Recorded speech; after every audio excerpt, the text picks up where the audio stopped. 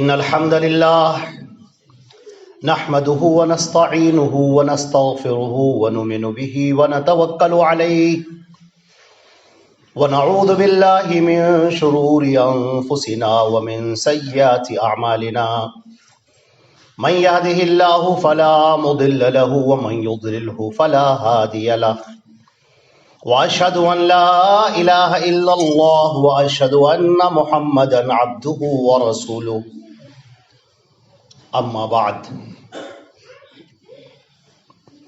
فأعوذ بالله السميع العليم من الشيطان الرجيم من همزه ونفخه ونفثه بسم الله الرحمن الرحيم تبارك الذي بيده الملك وهو على كل شيء قدير الذي خلق الموت والحياة ليبلوكم أيكم أحسن عملا وهو العزيز الغفور۔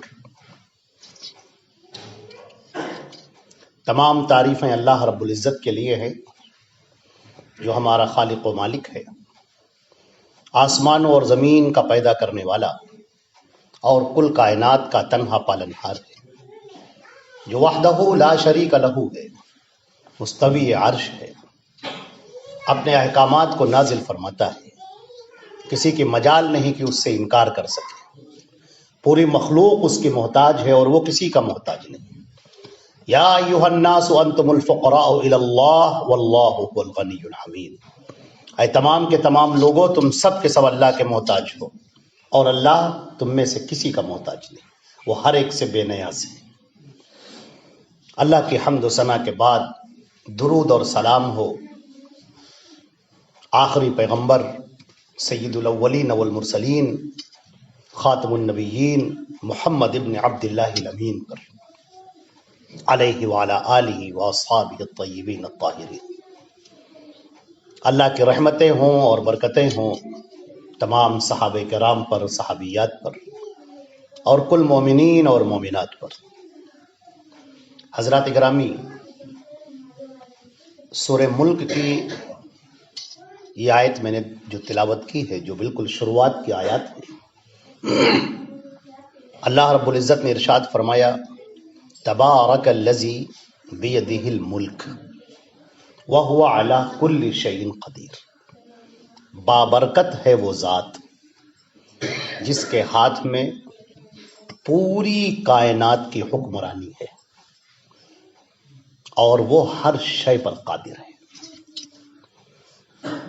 اس ایک بات کے بعد اللہ نے آگے ارشاد فرمایا کہ اللہ نے یہ موت اور حیات کا جو سلسلہ قائم کیا ہے، الذی خلق الموت والحیات، مرنا اور جینا، زندگی بخشنا، پروان چڑھنا اور پھر موت کا آ جانا، یہ جو ایک سلسلہ اللہ نے قائم فرمایا ہے، یہ اس لیے ہے لیبلوکم ایکم احسن عملا، تاکہ اللہ تمہیں آزمائے، تمہیں آزمائش میں ڈالے اور پتہ کرے کہ تم میں سے حسن عمل لے کر کون آتا ہے۔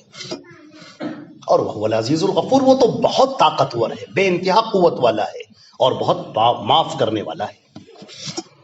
حضرات گرامی، آپ اس وقت کا مشاہدہ کریں جس وقت اللہ کے پیارے رسول حضرت محمد مصطفیٰ صلی اللہ علیہ وسلم مکے میں اپنی دعوت پیش کر رہے تھے اور 13 سال تک آپ نے دعوت پیش کی۔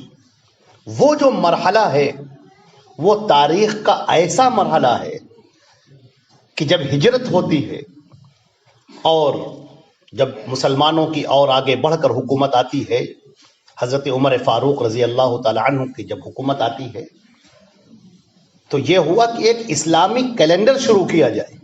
ہم مسلمانوں کی اپنی الگ تاریخ ہونی چاہیے، ہمارا آغاز جہاں سے ہو۔ چنانچہ صحابہ کرام کی وہ مقدس جماعت بیٹھی اور سب نے مشورہ دینا شروع کیا اور کہا کہ اب ہمارے لیے اپنا ایک الگ اسلامی کیلنڈر ہونا چاہیے، تو اس کی شروعات کس تاریخ سے کی جائے، ابتدا کہاں سے کی جائے۔ مہینہ تو طے ہے محرم الحرام کا، لیکن ابتدا کہاں سے کی جائے، کس وقت سے کی جائے۔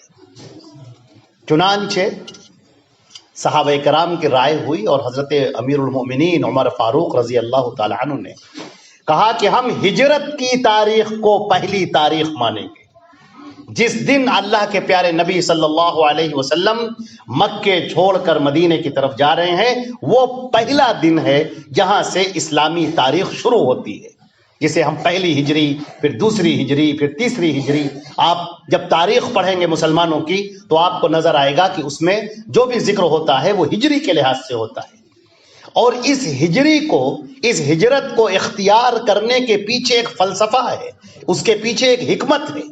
حکمت کیا ہے کہ یہ دو دھارا ہے جہاں پر مسلمان کھڑے ہوئے، 13 سال مکے کی زندگی اور اس کے بعد پھر 10 سالہ مدینے کی زندگی، اور بیچ میں ہجرت کا وہ مقام جہاں پر اللہ کے رسول صلی اللہ علیہ وسلم مکے سے ہجرت کر رہے ہیں، مدینے کی جانب جا رہے ہیں۔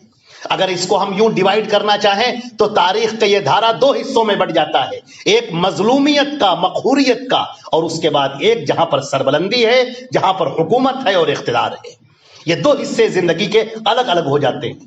مسلمانوں کی پوری زندگی یہاں سے لے کر اور قیامت تک، ہجرت سے لے کر، بلکہ غار ہرا کی پہلی وحی سے لے کر اور قیامت تک، مسلمان انہی 2 حالتوں کا سامنا کریں گے۔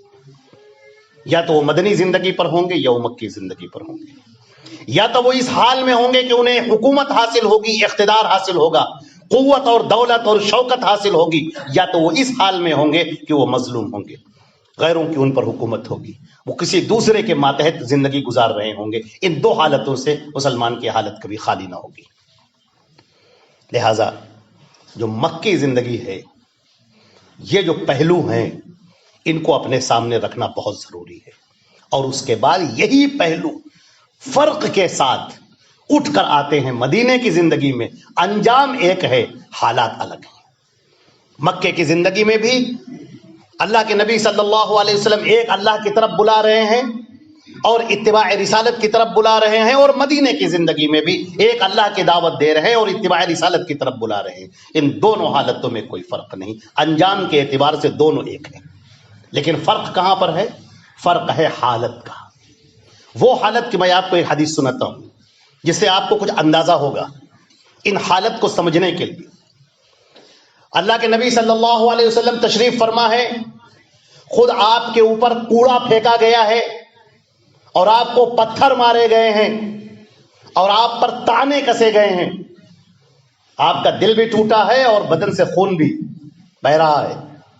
صحابہ کرام آتے ہیں، اپنی تکلیفوں کو بھول گئے، انہیں جو ستایا گیا، جو پریشان کیا گیا وہ بھول گئے، اور وہ رونے لگے اللہ کے نبی صلی اللہ علیہ وسلم کی اس حالت کو دیکھ کر، اور کہنے لگے، اے اللہ کے رسول، آپ اس اللہ کے بھیجے ہوئے رسول ہیں جو پوری دنیا پر قادر ہے، پوری کائنات کا مالک ہے، حاکم ہے، وہ جو چاہے کرے، آپ ان لوگوں کے لیے بد دعا کیجئے، آپ ان کے لیے بد دعا کیجئے کہ یہ مٹ جائیں، عاد اور سمود کی طرح سب ختم ہو جائے۔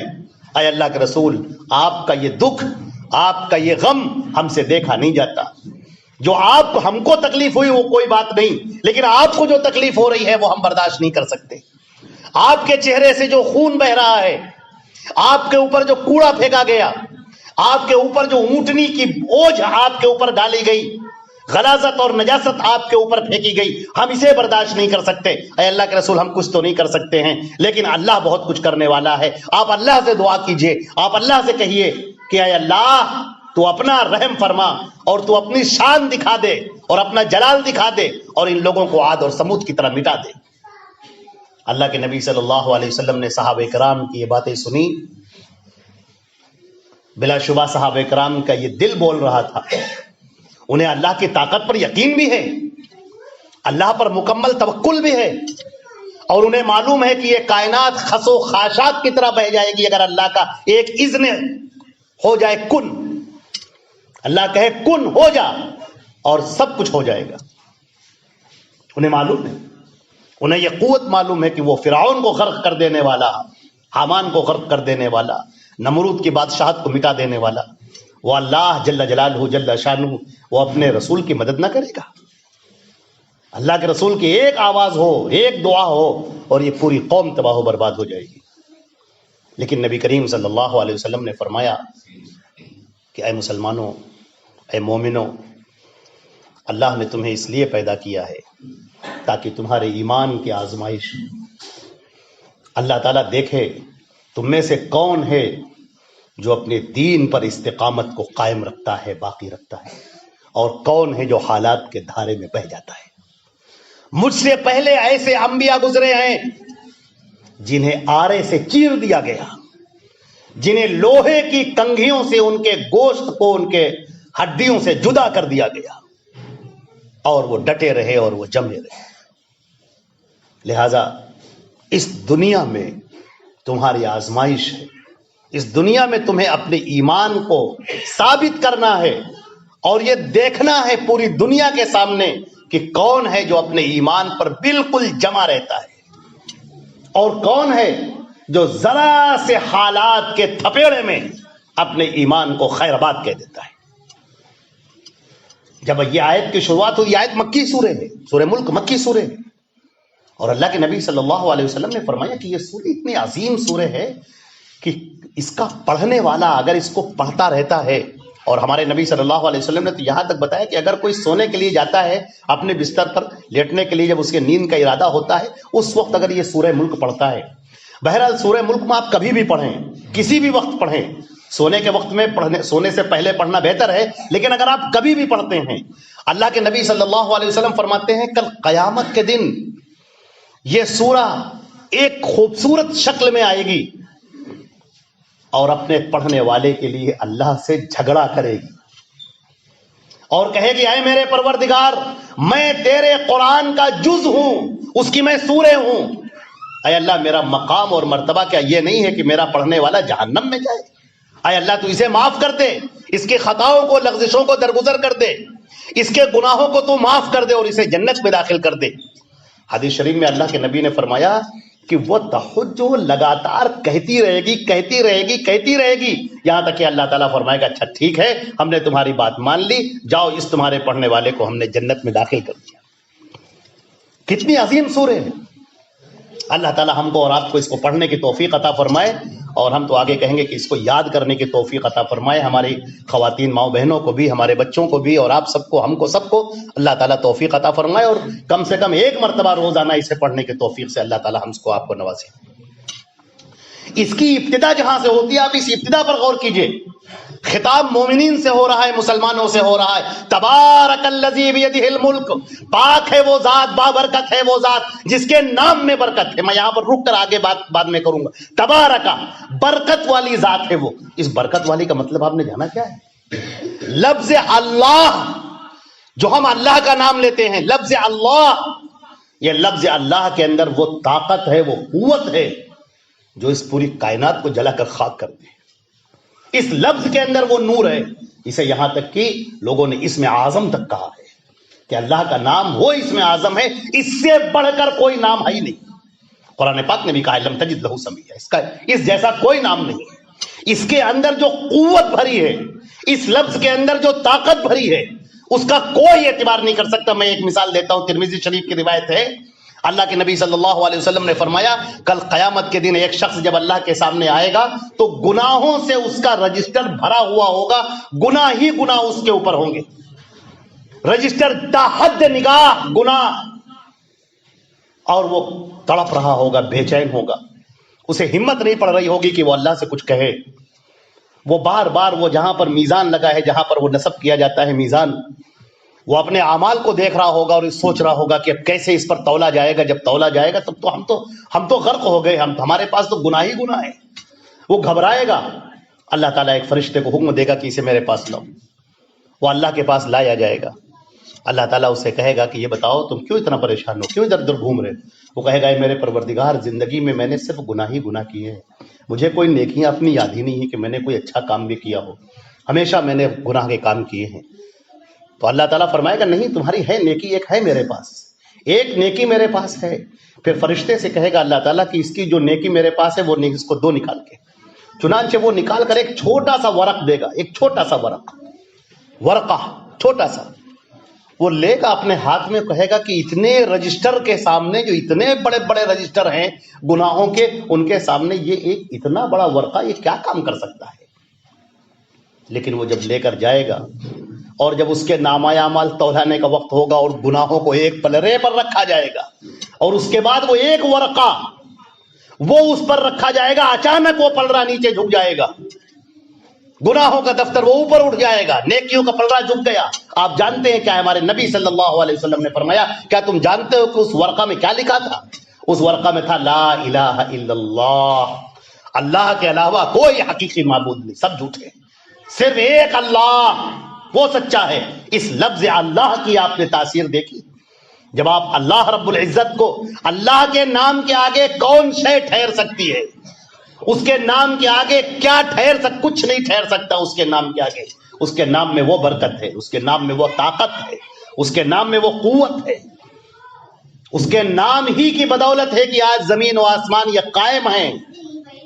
اس نے کہا کن ہو جا تو ہو گئے۔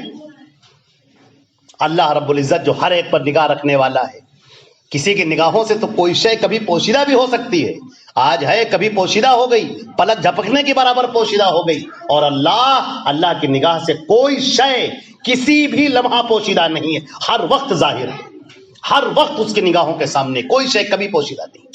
لہذا فرمایا گیا تبارک الذی، اللہ کا نام یہ بڑا بابرکت نام ہے، انتہائی برکت والا نام ہے، برکتوں کو، خیرات کو، نیکیوں کو، اچھائیوں کو، خوش نصیبی کو اور بلندیوں کو، عظمتوں کو، سطوتوں کو، رفعتوں کو، عزتوں کو کھینچ کر لانے والا ہے یہ نام تبارک الذی بیدہ الملک۔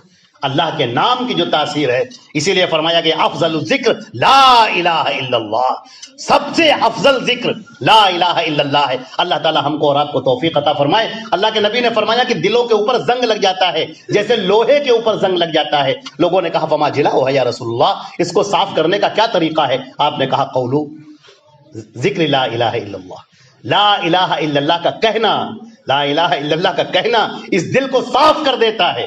آپ ذرا آپ سوچ کر دیکھیں کہ ہمارے دل جو گناہوں سے کالے ہو چکے ہیں، اس دل کے اوپر کتنی زنگ جم چکی ہے، مادیت کی، دنیا کی، ہوس کی، خواہشات کی، نفس پرستی کی، گناہوں کی، جرائم کی، نہ معلوم کتنی تہیں ہیں جو کالے سے کالے ہیں، دل کالا ہو چکا ہے۔ اس کو صاف کرنے کا ذریعہ ہمارے نبی نے بتایا، کیا ہے وہ؟ لا الہ الا اللہ۔ کتنے خوش نصیب ہوں گے وہ مسلمان جو اٹھتے بیٹھتے چلتے پھرتے لا الہ الا اللہ پڑھتے ہوں گے اور ان کا دل منور ہو جاتا ہوگا۔ اللہ رب العزت نے فرمایا تبارک الذی بیدہ الملک وہو علی کل شیء قدیر، اللہ ہر شے پر قادر ہے۔ اے مومنو تم شکوہ کر رہے ہو، یہ حالات تبدیل کیوں نہیں ہوتے، یہ پریشانیاں ہم سے ختم کیوں نہیں ہوتی، ہم مسائل میں گرفتار کیوں ہیں، یہ کفر کو اتنا غلغلہ اور اتنا دبدبہ، اتنا شکوہ کیوں حاصل ہے، ہم مسلمان کیوں اتنے بیچارے ہیں، کیوں اتنے لاغر ہیں، کیوں اتنے کمزور ہیں؟ تم یہ جان لو کہ اللہ ہر چیز پر قادر ہے، وہ جب چاہے حالات کو تبدیل کر دے، جب چاہے قیصر اور کسریٰ کو خاک میں ملا دے۔ کتنے لوگوں کے تیور اس زمین پر مل گئے، ختم ہو گئے، اس زمین کی خاک میں دارا سکندر مل گئے، شاہ بھی، خدام بھی، صوفی قلندر مل گئے، نہ معلوم کتنے، سب ختم ہو گئے، گر گئے سر اور سر سے تاج نخوت گر گئے۔ خاک میں کتنے شہنشاہوں کے تیور مل گئے، کتنے جو بڑے بڑے دعوے کیا کرتے تھے، سب خاک ہو گئے، ختم ہو گئے۔ اللہ جب چاہے جس کو چاہے مٹا دے، لیکن اللہ تعالیٰ نے فرمایا الذی خلق الموت والحیات، جس نے یہ زندگی اور موت رکھی ہے، یہ اس لیے رکھی ہے لیبلوکم، تاکہ تم کو آزمائے۔ اے مسلمانوں تم سنو، تم کو آزمائے۔ اللہ نے اس لیے رکھا ہے تاکہ تمہیں آزمایا جائے۔ جس حال میں بھی اللہ نے رکھا ہے، اللہ تم سے مخاطب ہے۔ تم مالدار ہو تو بھی اور غریب ہو تو بھی، اگر تم بادشاہ ہو تو بھی، اگر تم انتہائی علم اور حکمت والے ہو تو بھی، تم اپنے گھر کے اندر ہو یا گھر کے باہر ہو، کہیں پر بھی ہو، اللہ تمہیں آزمانا چاہتا ہے اور یہ دیکھنا چاہتا ہے لیبلوکم ایکم احسن عملا، حسن عمل لے کر کون آتا ہے۔ یہ حسن عمل کیا ہے؟ حسن عمل دو چیزوں کا نام ہے۔ یہ حسن عمل میرے عزیزو اس کو یاد کر لیجئے، حسن عمل دو چیزوں کا نام ہے۔ عمل تو بہت ہوتے ہیں، اچھے بھی ہیں، برے بھی ہیں، بہت سارے اعمال ہیں اور یہی اعمال ہمارے ساتھ جائیں گے، لیکن عمل میں ایک ہے حسن عمل، ایک ہے بد عمل، ایک ہے اچھا عمل، ایک ہے برا عمل۔